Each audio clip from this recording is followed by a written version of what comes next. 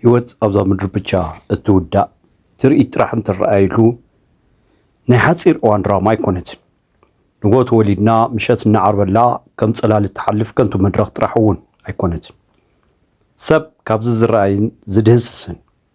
بعين سجا زجمجمن على موتاي حدا معلتي سجونا مريت نبسو دما نبتز فترة وانا عن أملخان نتملسلو تاريخ له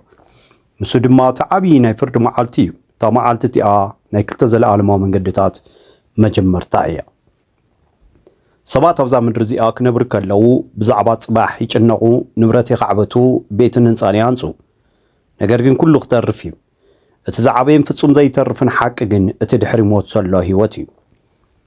بأرثوذكساوي الرأية بمسارة مرتي قدس أرثوذكس توادو بيت كريستيان ودي سبب نموات هيوتا يكون تفطيرو يقداس نزل عالماو هيوتن نزي حلفة كبرني تفطيرو موتنا بزع عالم زياز متى بسنك حتياتن تزاز أملاق بمفراسن يمسا أمبر بخبر دمن تساين قويتانا المدحانينان يسوس كريستوس كن موت نزل عالم تسعيري كابتا عباي معلتي فردن دحريت كن كلتا زل عالماوي محداريتات راحيهم زهلو كالي سالساي مقديلن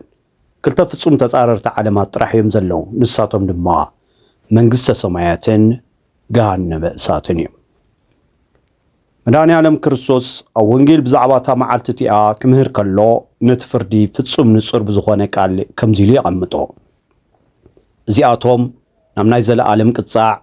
صادق انجن نامناي زل عالم هيوت كخدويم أماتي سوينجل معرف إسران حموشتن منقسة سمايات محدار برهانن حقوسن ما نمر إوازي يفلت دنك عالم منقسة سمايات كنبل كلنا سبات كم تيمي دراوية ومرهم زحاسبوه سقاو مبلعن مستن ويدما سقاو تمنيس فتسمالو من راوبوتا مالت ايكونن يقداسنا يقزيابيهر فتسوم كبريز قلت قلو سلام عرفت زنق سلو حسا من مكرام فتسوم زي بلو منفسا عالمي هوريا قدس باولوس بزعبازا عالم زيا كزارب كلو عمرو ود سب كبصحو خاب زخيل لعلي مخانو كمزي بمبال يردنا كمتي تصحيفو زلو اتا عين زي رأيتو ازنون زي سمعتو عبل بسبون زي تحاسبه እግዚአብሔር ነቶም ዘፍቅርዎ ዘዳለው ይብል ኣብ ቀዳማይ ቆሮንቶስ ምዕራፍ 2 ኣብዛ ምድር እዚኣ ክንደይ ዝበሉ ዘደው ንቑስ ስራሓት ተፈጥሮ ክንደይ ግሩማት ህንጻታትን ስእልታትን ንርኢ ነገር ግን ናይ መንግስት ሰማያት ውጽኢታ ፍጹም በምድራዊ ቋንቋ እምሮን ክግለጽ ኣይኽእልን ንሳ ናይ ብርሃን ዓለም ያሙ مواقرن سمات منقسة سمايات عب قدس مصحف نتنرئي جنة بوتا حاقوس قويتانا مرحانان يسوس كريستوس عب العلم اسقال تسقيلو خلو نتي عبي مانو تسقيلو زنبرا بناي مجرشا ساعات مسحان املاخ نتو زمسكرا فياتاوي زيمان اتي يماناي قوحالو زهابو ناي موداتا ناي ناصرنت ناي كبرن قاليو يسوس دما بحق بلكالوخو لومي مساي عب جنة كتكوني خابلو يبل لوقاس معرف إسران سلستن زلوكا حقفا أبراهام اتمسكين دخال آزار أبزا مدرزيا حسارة مكر أور كرئي قسلو بنخاوتي أخلاوات كل حسك الله بتعقستو جن سمايا وعسبي رخيبي قدوسو انجيل كمزيبل كونا دما اتني دخاموتا ملاختو ونا بحقفا أبراهام وسادوو اتهابتامون موتمو تقبره يبل أو لوقاسو انجيل معرف عصر شدشتا كفادي إسران كلتن يروسالم سماياويت وانجيلاوي قدوس يوحنس برأي زرعايا مسرتا بعينتهم استفلالي كبروات أمان زسلمه معصوا بعنقو استسرح مبرهتا دماتنا እግዚአብሔር ገንሸል ዝኾነላ አባይ ከተማያ አቡ ጸልማት የለን ፀሐይውን የድልን ምክንያቱ ባሉ አምላኽ ብርሃን ስለዝኾነ አቡ እንታይ አሎ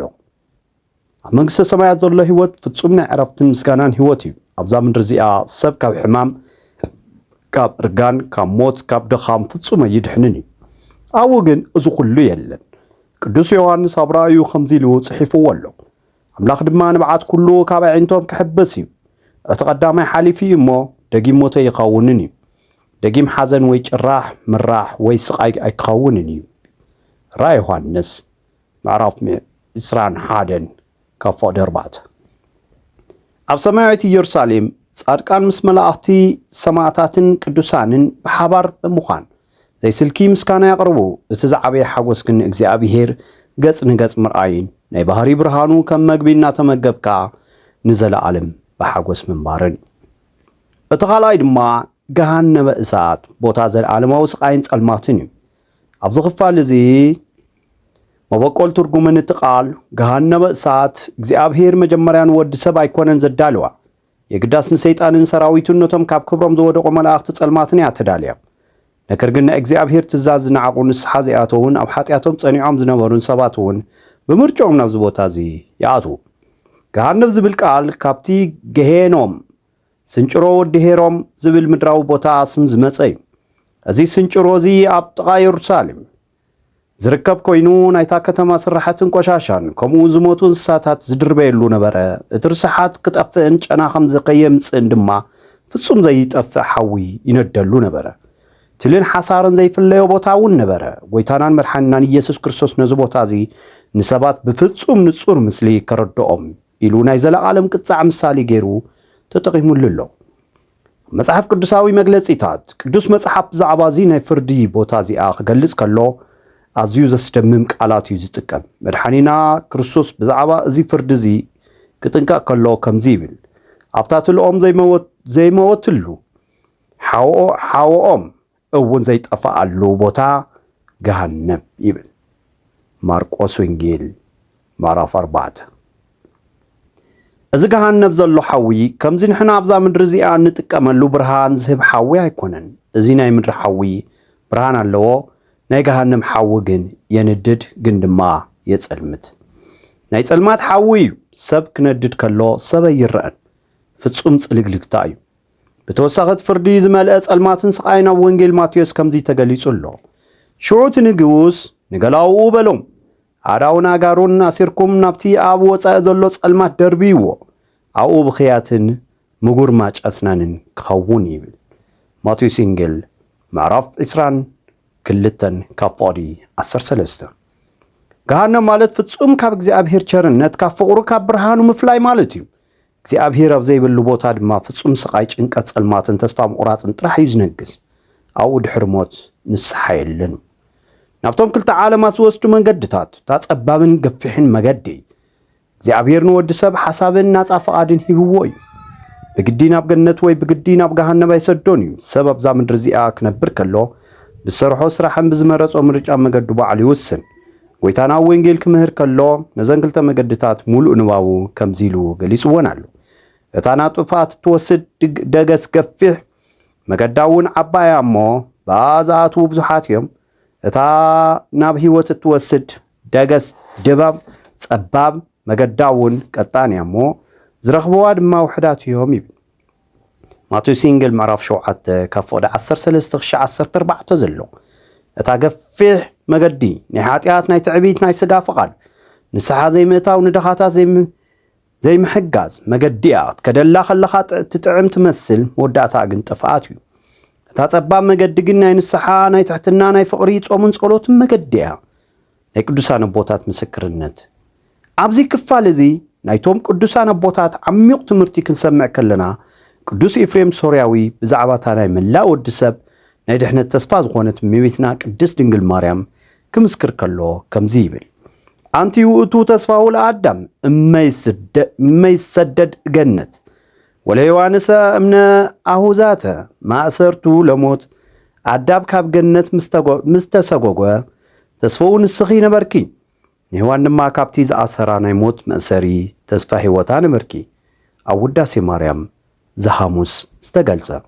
እመቤትና ቅድስት ድንግል ማርያም ወዲ ሰብ ካብቲ ናይ ገሃነም ስቃይ ኣምሊጡ በቲ ምስኣ ዝኣተወሉ ቃል ኪዳነ ምሕረት ኣቢሉ ናብ ሰማያዊ ርስቱ ዝምልሰሉ ናይ ድሕነት ድልድል እያ ቅዱስ ቴዎዶጦስ ዘእንቆራ እውን ኣብ መጽሓፈ ሃይማኖት ኣበው ብዛዕባ እዛ ናይ ድሕነት መሰረት ከምዚ ኢሉ ኣስፊሕዎ ኣሎ ድንግል ማርያምስ ናይ ሰብነትና መመክሒ ናይ ድሕነትና መሰረት እያ ንሳና ዓለም ኩሉ መድሓኒት ዝኾነ ክርስቶስ ወለደትልና መድረኽ ብምዃና በኣቢልና ናብቲ ናይ ዘለዓለም ኢየሩሳሌም ሰማያዊት ንኣቱ ተዓብዪ ናይ ዓለም መምህር ቅዱስ ዮሐንስ ኣፈወርቅ ድማ ናይ ገሃነም ዝዓበየ ስቃይ እንታይ ምዃኑ ክገልጽ ከሎ ንልቢ ሰብ ብዝትንክፍ ኣግባብ ከምዚ ይብል ናይ ገሃነም ዝዓበየ ስቃይ ናይ ተሓዊ ምንዳድ ጥራሕ ኣይኮነን ካብ ገጽ ፈጣሪ ምጉሓፍን ናይ እግዚኣብሔር ናይ ፍቕሪ ገጽ ንምርኣይ ዘይምዕዳልን ካብ ተሓውን ንላዕሊ የንድድ ሰብ ካብ ሽሕ ሓውን ንላዕሊ ክፈርሖ ዘለዎ ነገር እንተሃልዩ ካብቲ ዝፈጠሮ ኣምላኽ ፍጹም ተፈልዩ ብጸልማት ክነብር ከሎ ይብል መወዳእታት ኩሉ ክፉን ጽቡቕን ዝግለጸሉ ታሪክ ክመጽእ እዩ መጽሓፍቲ ክኽፈቱ እዮም ምስጢር ኩሉ ሰብ ከዓ ክርኢ እዩ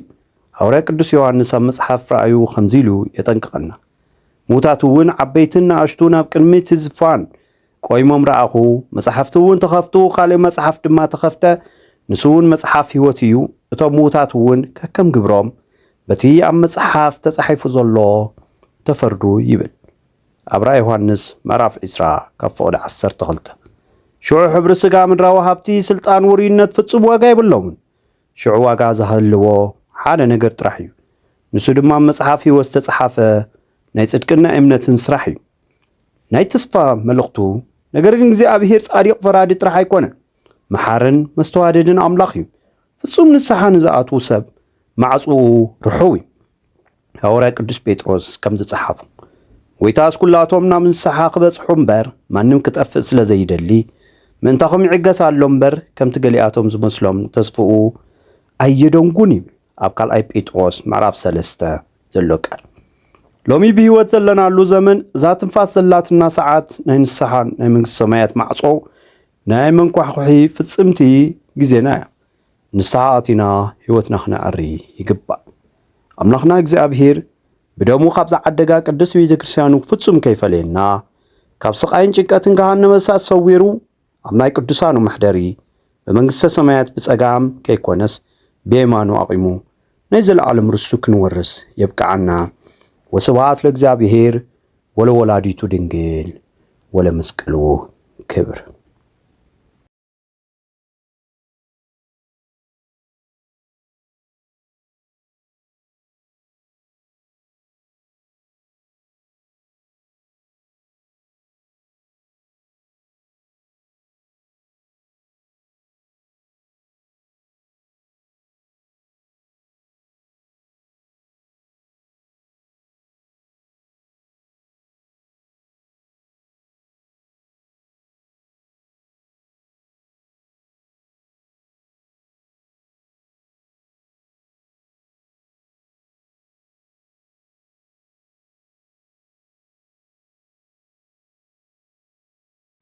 How to add sweetness to your life? When you want a snack or prepare for the holiday parties, don't forget this cookie for you and your family. They are so delicious.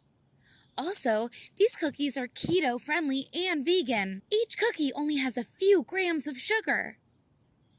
Perfect for adding a little bit of sweetness to your life.